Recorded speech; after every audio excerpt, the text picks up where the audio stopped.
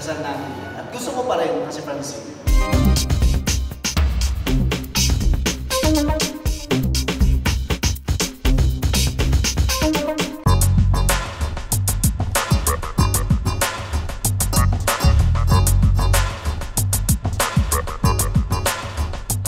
Actually, nag-umpisa yung concept, hindi siya isla. Iba pa yung, para sina Sir Deo, sina Nathan, ang lumapit sa amin, kay Tom sa akin, then Sir Vince later on, na may concept silang papagawa. Okay. So through the process of brainstorming, we came up with this concept. Kasi iba pa yung unang pinitch na project ni John Maria. Tapos, nung nag-brainstorm na kami, with the people, with Tom, with the bosses, doon namin na-realize na it would work with the social media element. What makes it different from the other thriller series is because una-una it's relevant because it uses social media as an element. Okay. Tsaka siguro, thematically, usually kasi pag social media, we show perfection. We show 100% we're going to be the best. But Fractured, the series, after watching all of the episodes, you will get to learn the imperfections and the flaws beneath the supposedly perfection. Dalaga na, itong concept ng Fractured is very now. As in, pwede siyang, each and every one of us can relate to this. As sa mga characters yan, makikita mo yung sarili mo. Kasi influencers or not, we are all dependent nowadays sa social media. So, with this, makita natin ano yung mga side effects, good or bad, doesn't matter. Basta yung effects ng social media sa buhay ng tao, ng buhay natin.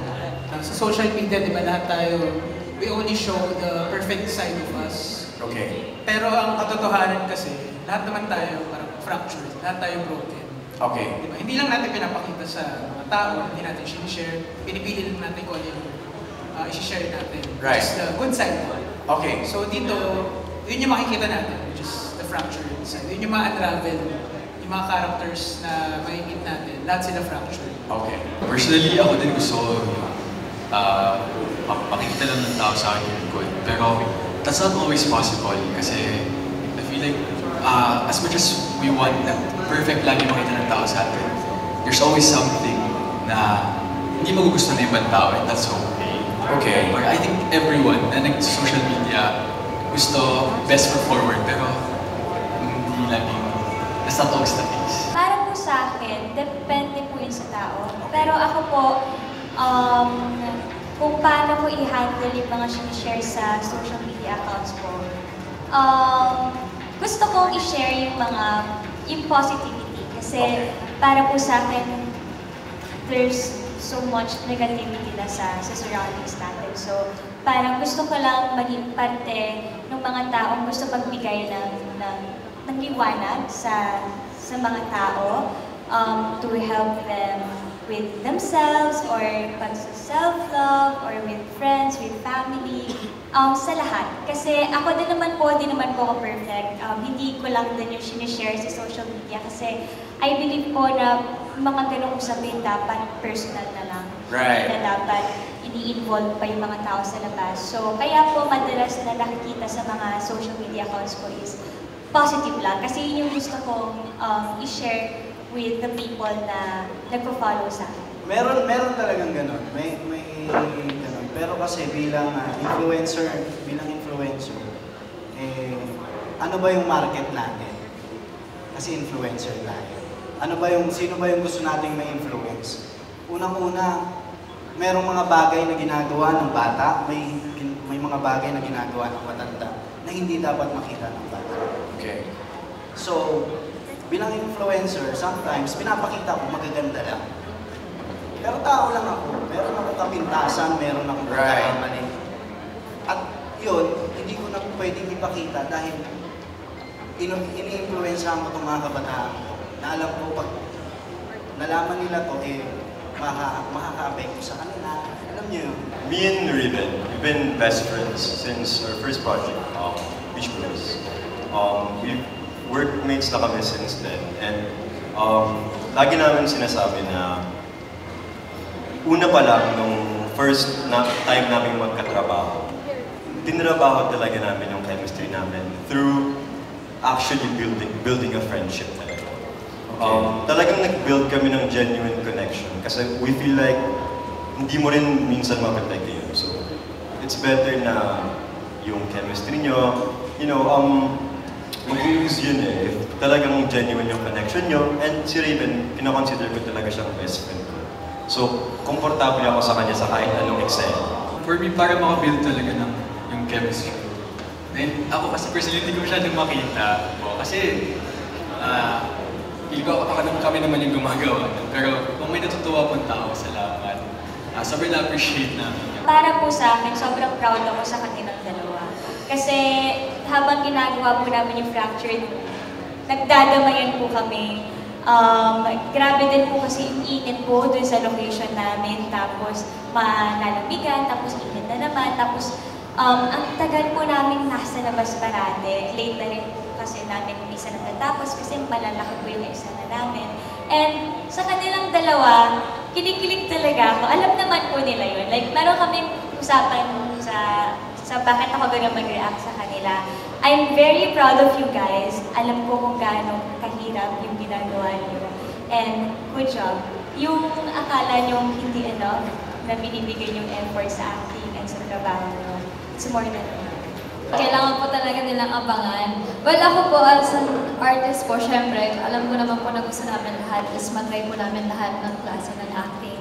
And ako naman po, ang look forward ko po sana is magkaroon naman ako ng something na action. Ayan, or action po. Or something na parang lately ko lang po na naisip na parang yung medyo killer, yung mga gano'n. Mga secret identity as a person. Actually, kailangan ko na lang upan dahil si Claire po yung reason kung bakit nandun sila sa island. For this project po, masasabi ko na medyo mabigat po kasi yung role for Claire. Sobrang dami niyang dala-dala dun sa naging role niya. Preparation ko po siguro, of course, kay Direct po, nag-ask po ako if anong klaseng kung ano yung nangyari kay Claire before and after, ganun po. And of course din po, and with the help of Derek po, na nalaman ko po kung sino si Claire, and then na-prepare ko po siya as Claire. As ako po, inisip ko po, what if ako si Claire? So parang doon ang simpleng preparation lang naman po. Medyo mahirap lang po siya because sabi nga po nila, sa location po namin, sobrang hirap po talaga ng location namin. And medyo mahirap din po siya. Talaga kung napansin niyo po sa napanood niyo, may mga patayan, mga ganyan. Super emotional po, sobrang deep po talaga. Pwede po yan sa management. It's up to them. Pero siguro may babalan na tayo base sa mga na-experience kong proyekto. At kailangan natin mag-take risk. Diba? Malay natin itong opportunity na posible ibigay maging ikabubuti pa ng buhay natin. Marati ko po itong sinasagot actually pag natatanong sa akin yan. Gusto ko po talaga matry yung action and yung psycho yung character ko. Actually, kung pwede nga po i-remake yung Scarface pero babae siya, gagawin ko po. Ako po, actually, nung dinob ko yung part na yon, yung intro ng Fractured, natuwa ako na yun yung simula ng episode namin kasi para lang din mabigyan ng knowledge yung mga tao sa social media. Kasi totoo naman po, hindi natin alam yung mga pinagdadaanan ng isa't isa. And with social media kasi sobrang bilis mag-judge. Sobrang daling humusga sa pagkatao, sa itsura, sa buong buhay. And sana makatulong din yung Fractured sa ibang tao na ma-realize nila to spread kindness. Kasi sa totoo lang, iba rin yung impact ng social media na hate sa isang tao. Hindi nyo alam kung ano yung nangyayari sa buhay nila. So sana mas magtulungan tayo, lalo ngayon sa panahon na ganito. And sana mas maging caring lang din tayo. Sana wala ng hate. Kasi 2023 na, sana may pagbabago sa pamumugali natin. Noong una pong kinabahan kami, kasi parang may kina-question naman ng, pwede ba ito? Pwede na ba tayo sa ganito? Kasi siya, boy, yung fractured, may pagka-mature na siya para sa amin na i-play yung ganung roles. Pero at the same time, na-excite po kami kasi nagsilbing ano rin po siya, parang guide sa growth namin as an actors and actresses po. And yun, masasabi ko po na reaction namin dun sa script na natanggap namin. Excited kami and parati kami ready sa mga challenges. Kinabahan kasi nga, yun, nagmumura kami dito, sigaw, parang malayo doon sa mga nagawa ko namin. Kaya pinag-iisipan, pinag-meetingan namin ni Francine kung okay naman ganito, okay naman ganyan. And then, andyan po si Derek na maya't maya kami nagtatanong kay Derek kung paano namin, anong pwede namin idagdag sa bawat karakter namin, anong kulay pa ang pwede namin ilagay ito. So, masaya dahil panibagong experience, panibagong mailabas yung, ay, kaya pala natin magmura sa acting, di ba? So, yung ganong intensity ng acting. Very fun. Actually, madaming nakakakilig pa din na moments kahit surprisingly. Kasi nagulat din kami, parang sabi namin, paano kaya natin masasingit yung kilig-kilig when we're stranded in an island, gano'n. Pero, fitting pa rin siya sa eksena, actually, yung mga upcoming naming mga scenes sa situation na yan. Ayun, tinulungan din kami nila direct, ni Direct James, Direct Talk, sa kung ano gagawin namin. And madami pa eh. Basta, siguro, unexpected pa din yung mangyayari. Kidding. Ako naman po,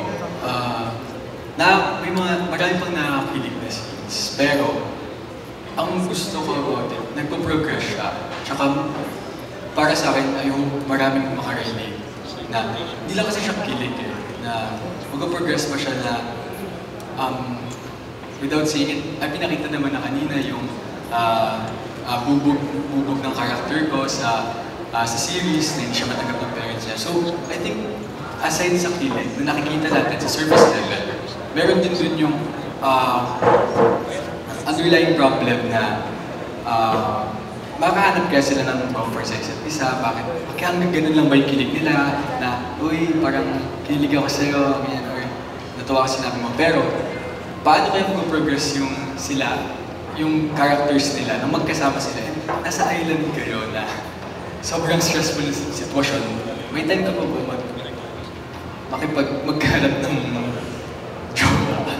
So, I think, ayun po, mag-progress, marami pang i-look forward, hindi lang sa characters namin, but sa lahat. Talaga nag-mesh well together. Kaya, simula pa lang po yan. How is it working with... Well, nung una actually na-intimidate ako working with them kasi they're Francet and first time ko lang talaga sila makasama, but then working the whole time nasa set kami ay magkakasama kami, grabe yung friendship na na-build namin. Mabait sila. Joke lang, they're very, very sweet and hanggang sa even after shooting like Fractured, we still get in touch, we message each other, may group chat kami ng Fractured. Pamilyar po kami sa bawat isa and nakasama po namin ng ilang buwan din po sa 13 room. So, mas gamay po namin yung bawat isa and mas komportable po. Actually, same lang po lang sinabi ni Seth and I think isa po yung sa mga naging dahilan kaya mas naging smooth din po yung paggawa namin dito sa Fractured kasi hindi na po kami masyadong naiinang din kasi nakasama na nga po namin yung isa't isa for a very long time then while doing 13 Linen. So, it's really nice lang din po to have them by our side while doing Fractured. Meron din kami ginawang movie before, tapos kami tuloy magkakasama. So parang yung dynamics namin, ganun pa rin naman hanggang ngayon. Bagong character, bago yung role namin dalawa. Kasi doon, magpinsan kami, best friends kami dalawa. Dito, bangayan talaga kami. Well, kasi bago mag-shoot ng Fractured, I was talking to Direct Top about my character and we decided to make it like somehow different. Pero, I don't know, parang lumabas na natural ako yun. So, I don't know. Ito, kita nyo na lang ako sa mata. Mabasa nyo na ang pinagdadaanan ng aking soul. Mahalaga po kasi kailangan din po namin sa trabaho and required din po yan, especially sa mga endorsements. Pero personally po, I think basta survive ko naman po kung wala akong social media accounts. Actually, marami naman po kasi talagang pwedeng gawin kasi sa pagsuscroll lang. Pero yun nga po, since lagi nating dala mga phone, so parang somehow na-force tayo na ito yung gawin natin, tapos nakasanayan natin. So, yun na rin yung parang natin ginagawa bawat minuto sa buhay natin. So, para po sa akin, mahalaga siya in terms of sa trabaho namin. Pero personally po, para sa akin, hindi. Tama yung sinabi ni Francine po, kailangan po namin sa trabaho namin. Pero kung talagang magre-reset yung mundo na wala talagang social media, kaya po siguro. Kasi nagka-cellphone lang naman ako, grade 9. To be honest po, marami kami ginawang version mo. Para lang, just in case may option. Okay. Para mag-connect dun sa plot ng story. Tsaka para magtugma sa characters namin. Parehas naman kami tinanong bago yung eksena. Wala, tabi na kami sa isa't isa. Nakapagtrabaho na kami before. Right. Siguro na pa-study kami. Mutual understanding, mutual decision. Kaya, pero yung preparation naman, nabigla lang din kami. Not nabigla, I mean, alam naman namin na gagawin namin. Pero ang daming yung ginawang takes muna yung meron sa forehead, meron sa cheeks, ganyan. Yes.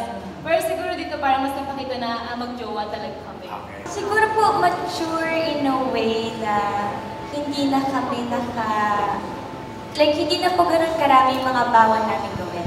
Pero may restrictions pa rin naman po, may limitations po, may boundaries. Pero in terms of pagiging mature po ng rules namin dito, yun nga po nakakapag-mura kami and mas marami kami pwedeng adlib and movements na gawin. And I think, masasabi ko mature yung rules namin sa pagsasalita. Yun po. Pero kung intimate, hindi pa po. Yun nga, mas mature tong role namin dito. May mga, parang, kakaiba to una, thriller to. So, kailangan namin mag-mature talaga. At yung sa amin naman ni Chin, sa nagawa namin, sa mga pagsasama namin, mag-mature din naman. May mga pagbabago rin naman, binata, nagdalaga. So, nadala namin yun dun sa mas naging madali yung eksena. Paano ba? Iba-iba po kasi. Siguro, feeling ko mas... hindi po sa pagiging bias, pero feeling ko mas makakarinig sila kay Oka. Kasi, yung story niya about family and sa paghahanap din sa sarili, and kung paano niya alagaan yung kapatid niya, kung paano siya tumayo bilang nanay na rin, tatay din sa kapatid niya. And I know na parang may mga ganun ding experiences yung mga ka-generation namin ngayon na kinailangan nilang maging nanay, kinailangan nilang maging tatay sa mga maliliit nilang kapatid. So, I think mas makaka-relate sila sa story ni Oka and sa character ni Oka kasi matapang siya and kumbaga meron siyang goal at protective siya sa kapatid niya. Fractured is, since alam naman natin lahat tayo, ang buhay natin everyday ay nag-involve ng social media, maya't maya, ang pinaka-theme niya and idea of the story is siguro maging responsible and users tayo ng social media and to alamin natin na bawat post at bawat like na ginagawa natin ay meron tayong naapektuhang buhay. Whether positive or negative, whether intentional o hindi. Meron mga taong na-compare nila yung sarili nila sa mga pinupost natin, kahit di natin intention. meron din mga na-inspire. So itong Fractured, ipapakita niya yung the positive and the negative side of social media at kung paano siya nakaka-apekto sa lahat sa atin nang hindi natin alam. Ang masasabi ko po, hindi 100% na lahat na nakikita niyo sa akin or sa amin ng social media is 100% real. Kasi aaminin ko po, meron akong mga pictures sa social media na I'm so happy, pero habang kinukunan naman yun, may problema ako pinagdadaanan or talagang I'm really pagod from something. So I would say, hindi. Pero hindi naman siya bad thing. I mean, syempre, ayoko naman parang maghatak pa ng isa pang tao na ma-attract din nila yung negativity sa puso ko. So, hindi po, hindi 100% real. Hanggang maaari naman po, gusto namin ipakita ko yung totoong kami po. Lahat po kami dito. Lahat po ng artista, lahat po ng influencer. Hanggang maaari po, gusto namin ipakita yung kung ano po talaga kami. Right. Kaso nga lang po, tama po yung sinabi ni Francine, hindi all the time yung nakikita nyo, yan talaga yan. Hindi porket nakita nyo nakangiti, masaya na. Kaya dito rin sa Fractured na to, pinaka-importanting matututunan dito. Ang yung issue ngayon sa social media talaga. Yung issue ng mga kabataan, unang-una fake news, parang ganyan. Kasi hindi nila alam eh, hindi nila alam. Ginagawa lang namin to, unang-unang content. Number 1 niya content. Bilang influencer din naman at bilang artist at nakaka-influensya ng tao, trabaho namin at obligasyon namin na ipakita yung wala kami nasasaktan, walang gulo, just for entertainment, good entertainment. Well, for me, hindi ako umarte. Hindi ako kumbaga nagkaroon ng project after more than a year. So this was like my comeback project, si Fractured. So dito na lang ako ulit umarte. And then when I found out about my character, syempre nag-diet ako. Tapos yung pagdating ko doon, nag-tan ako agad as in nagbababad ako sa sun. Pero kasi I relate so much sa character kong to kasi she's an aspiring actress din si Sofia. And during my break times, I always try to look back in my past na parang paano ko ilalabas. Ayun, parang I relate to it. So kung ano nakikita niyo dito kay Sofia, yun ako. So, gano'n. Sobrang dark yung character ko dito. Sa Break My Heart naman, light. It brings light. So, by the help of Derek Top, buti na lang meron kaming brainstorming, tapos pinasal namin kung ano ba talaga si Ron, ano ba yung pagkatao niya. And syempre, sa tulong na rin ng mga kasama ko sa eksena, give and take. So, ako naman, as a person kasi talaga, hindi talaga ako palaban. I mean, papakita ko na lang sa'yo kung ano yung mangyayari sa akin na parang, in a way, parang hindi ako lalaban sa'yo, pero ito yung mangyayari sa akin. Papakita ko sa'yo, yung ganong revenge. Yeah, parang gano'n. Pero this time kasi, sabi ko sa sarili ko, kung noon hindi ako lumalaban, yung buong buhay ko, sabi ko, kahit yung gusto ko na lumaban, dito ko siya lalabas. Ganun yung ginawa ko. Kasi realist din siya for me na parang yung buong buhay ko kinikimkim na sa ng loob, sa kung saan-saan man, parang, lalaban ako! Nag-iigil ako, gano'n. Sobrang nag-loss of yung friendship natin. And, ayun, open po kami doon. Open kami sa any role. Sabi po namin talaga, nag-usapan namin siya yung dreams namin kung kami na actor, share kami. Sabi namin, any roles, okay, as long as feeling ko kaya natin. And yung sa like, next level load, okay naman. Sabi, parang I remember na ako lang naman to na, I mean, sure, open ako kahit saan na roles or sino if ever may partner. Pero sabi ko pag ngayon, I treat yung pair up natin as my current love. So, yun yung feeling kong kahit mag-level up yun, good. So, ako naman po, if ever, kunyari, mabigyan din ako ng chance mag-pair up sa iba, love team, I would take it. Pero right now, for me, ang top priority ko talaga 7, like kami dalawa. Yun nga, I've always said na we really formed the we really formed the genuine connection, and I feel like may mas kaya pa kami and may ibubuga pa kami dalawa if given the chance. And yeah, we're very ready to take it to the next level. Willing kami dalawa, and we always talk about it. It's part of our dreams and goals. Kaya, very ready. Yung malapit na rin namin simulan, tuwing yung next na magagawin ni Francine. Oh! Yun po, pagdasal natin. At gusto ko pa rin kasi Francine. Sobrang challenging nung location namin, katulad ng sinabi nila. Limited din yung gamit namin kasi island, so yung logistics was a big factor.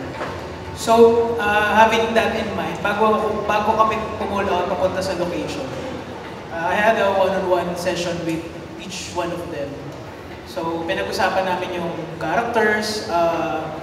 This was even before the reading. And kung ano rin yung take nila, based dun sa nabasa nila. Kaya pagdating sa set, ready na sila. Kumbaga, kasi nga, mabilisan, alam naman natin, and mahirap sigawan kami dun na nasa gitna kami ng kawalan. This is something you're not ready for. With everything na mangyayari sa series namin, hindi ka ready.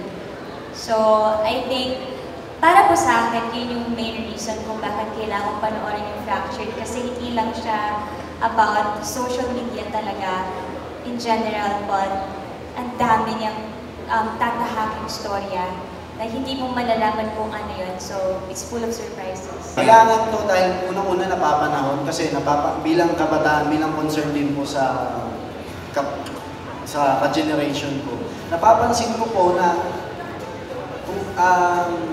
para lang po makamit yung ilaw, manghihila ng tao pababa. Nananapak ng tao, ng kaibigan, natalik na kaibigan, sisirain yung pagkakaibigan. So itong Fractured na to, yung pinaka-tinatarget talaga na lesson na naibigay nito sa manonood is yung tama at pagiging responsibilidad sa gusto mong mangyari na related social media. Yun. Kaya kailangan pa